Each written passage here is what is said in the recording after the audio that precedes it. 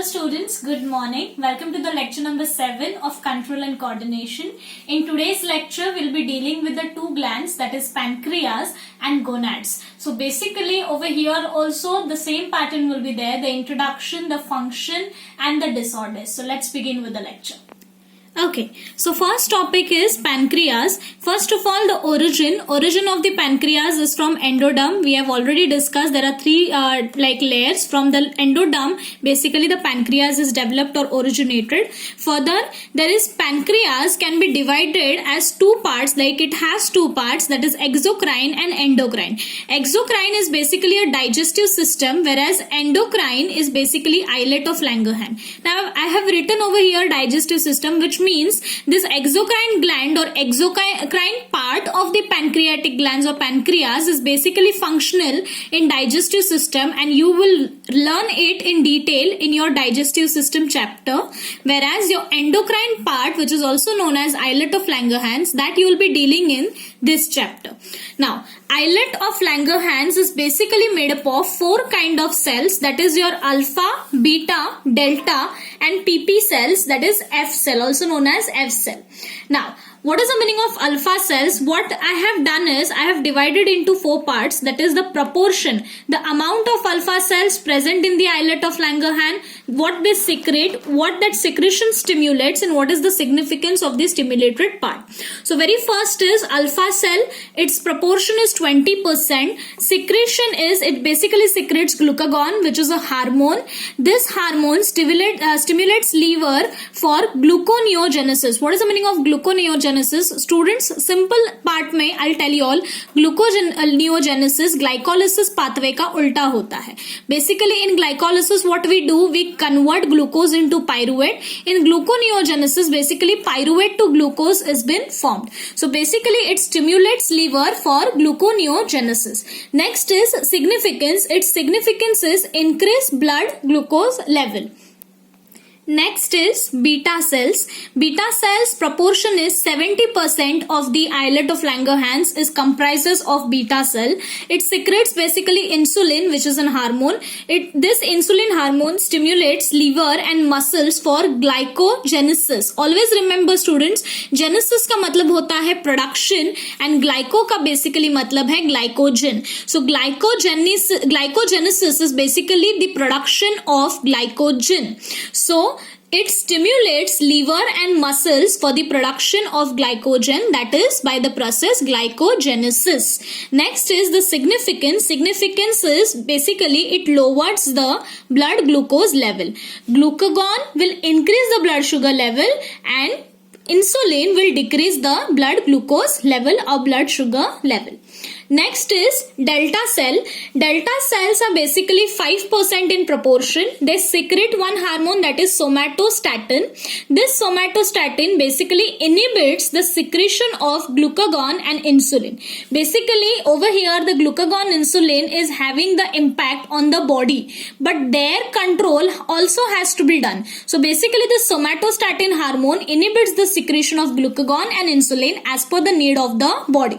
The significance of this is it decreases the gastric secretion, motility and absorption in digestive tract. So basically what it is doing, this somatostatin hormone, it decreases or basically inhibits the secretion, and the significance of it is it decreases the gastric secretions, motility and absorption in the digestive tract.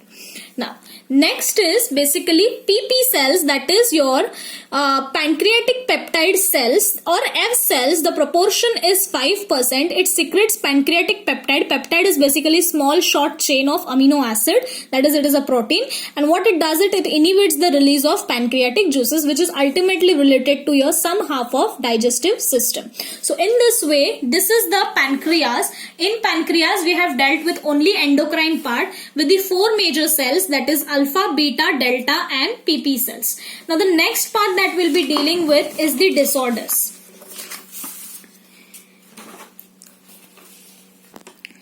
See students, now in disorders, basically we all know that if there is any problem with the insulin of the pancreas, a very common disease that we all know is your diabetes mellitus, also known as hyperglycemia. It is most common metabolic endocrine disorder of pancreas. It's a very common thing. You must have also heard it many times. What are the causes or the symptoms of this particular diabetes mellitus is increase in the glucose level in the blood, excess glucose levels in the urine, frequent urination, dehydration of the body tissues, degradation of fats. Eventually it leads to ketosis in your body. Now if you'll see the mechanism, how basically, see, to understand how diabetes mellitus patient is having a problem, first of all you should understand how insulin works in your body. So very first thing, I have made this diagram. This diagram is not there in your textbook, but I have made it for you all for your understanding. So please focus it carefully. These are the pancreas. What pancreas will do, the endocrine system, it has an endocrine part, that is islet of Langerhans. In that islet of Langerhans, we have seen that it has beta cells. This beta cells will produce insulin. What this insulin does is, in this diagram, I'll show you how it is. So this is basically a blood vessel. Okay, inside this all is your blood. The blue color circles that I have drawn, this blue color circles is basically glucose. These are your cells, and onto the cells there are the certain receptors जो specific है insulin के लिए. Now my point over here is, see, whenever a diabetic patient is suffering, what is a problem, what is a major problem that you see in diabetic patient is कि उनका blood glucose level ज़्यादा है. So inside this blood this glucose is present. Now this glucose should not be present in the blood, it should be present inside the cell. Why? Because cell requires energy. So these are the basically cell who needs glucose for energy production. So now this glucose, for this glucose to enter inside the cell and provide the energy to the cell, what is required is this insulin which is present, the square boxes that I've drawn, this insulin has to get bind to this receptor. See diagram number 2. What happens is, once this insulin comes and bind to this receptor, see carefully students, once this insulin comes and binds to this receptor, at that period of time these cells get open up and this gateways basically allows glucose to move inside the cell. So if you'll see over here, this is your insulin binding to the receptors, and this is basically glucose entry in the cell due to the binding of insulin on the insulin specific receptors. And because of this binding, what is happening? Glucose is entering inside the cell and eventually the production of energy is occurring. In the patients, this is the normal working of insulin. In patients जिनको diabetes होता है, this insulin production is less.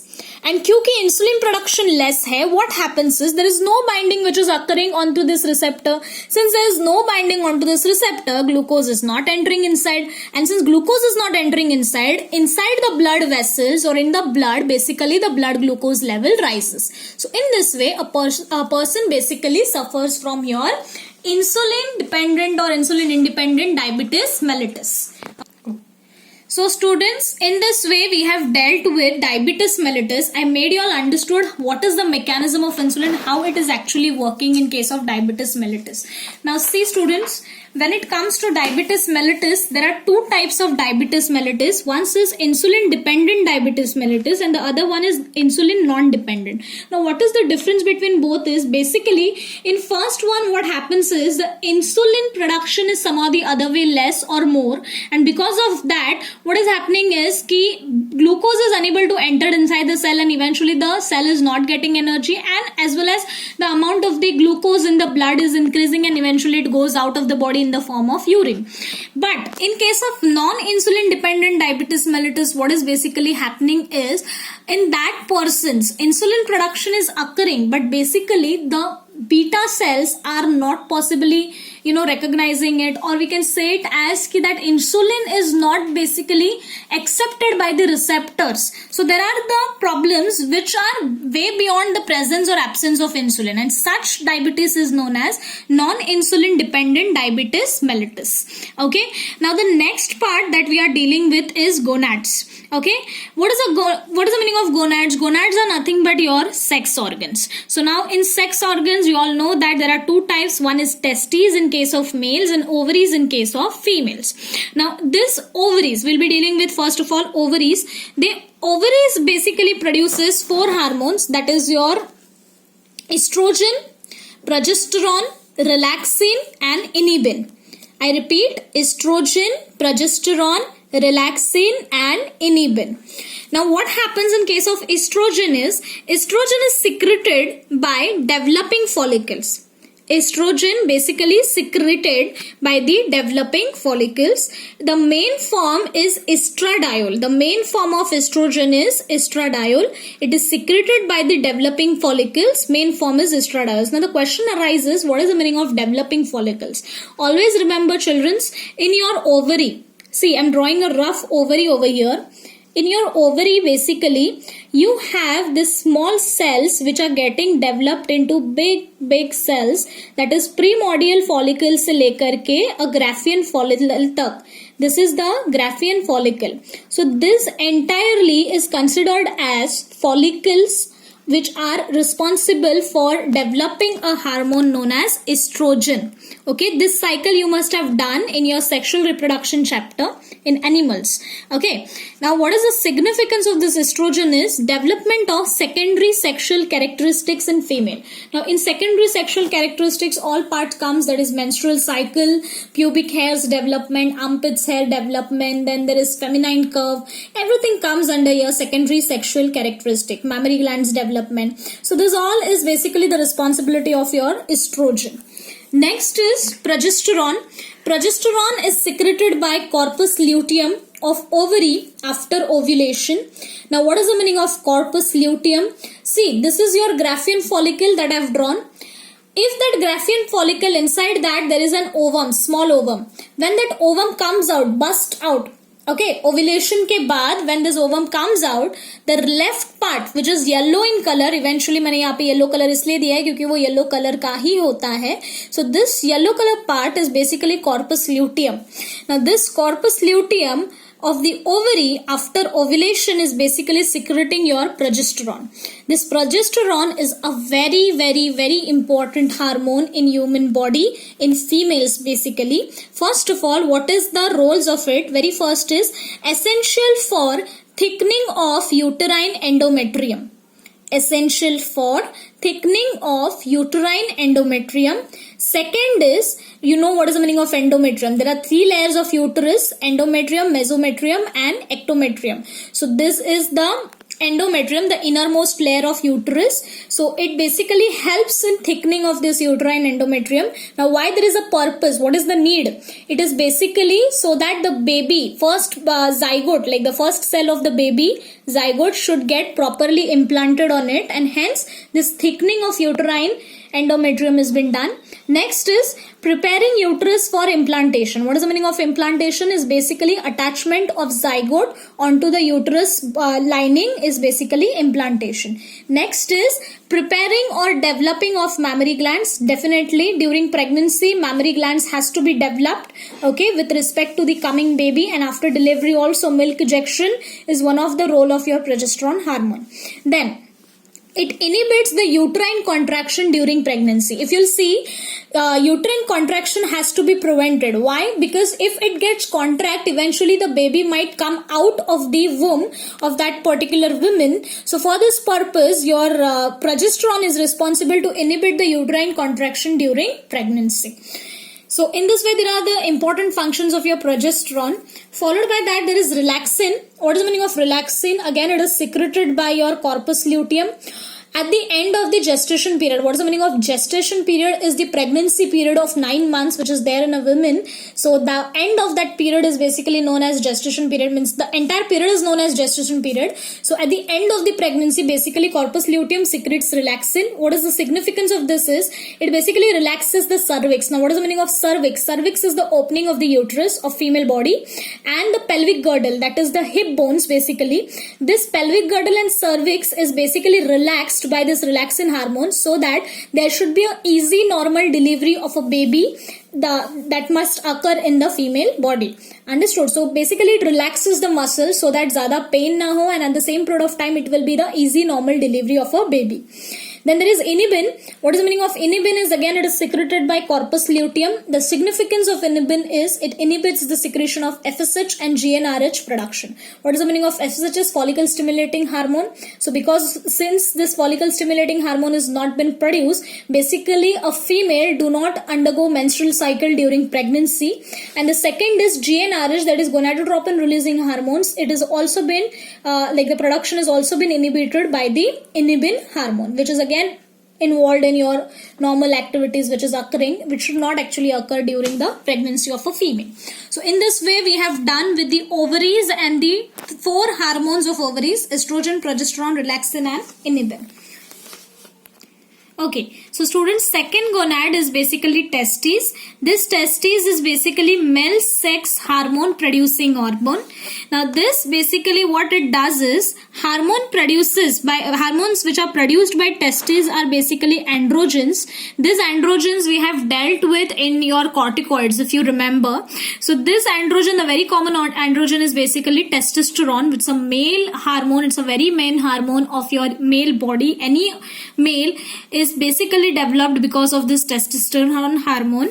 Now the testosterone hormone is secreted by interstitial cells or Leydig cells. These are the cells which are present in the testes of their body, and the significance of this hormone is basically development of secondary sexual characteristics. This secondary sexual characteristics includes everything such as deepening of voice, broadening of the shoulders, male aggressiveness, beard, mustache, Adam's apple development. So this everything comes under your testosterone hormone. Your testosterone hormone of the male body is also responsible for spermatogenesis, production of sperms and everything. So basically in this way we have dealt with the testes as well. So the last part that is remaining is the diffuse gland, that we'll be doing in the next lecture.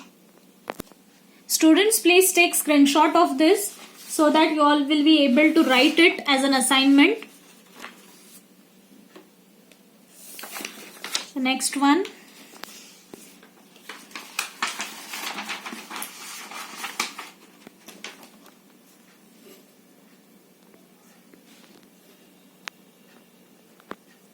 This diagram is very important. You all just draw it. This is the next one.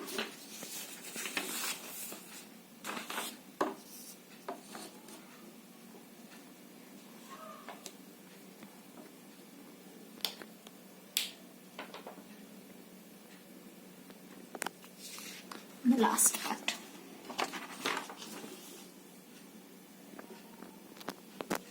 So students, in today's lecture we are done with all the important endocrine glands. In next lecture we'll be doing with the diffused glands. I hope you all have understood it. The next lecture will be the combination of both your diffuse gland and nervous system we are starting. So please go through all the 7-8 lectures that we are done on the endocrine system. Please let me know if any doubts you all are having. Get your assignments done. The reference notes that I've given you all, that you have screenshotted, I want you all to write it in your notebook one time and submit it to me. See you all in the next lecture. Thank you so much.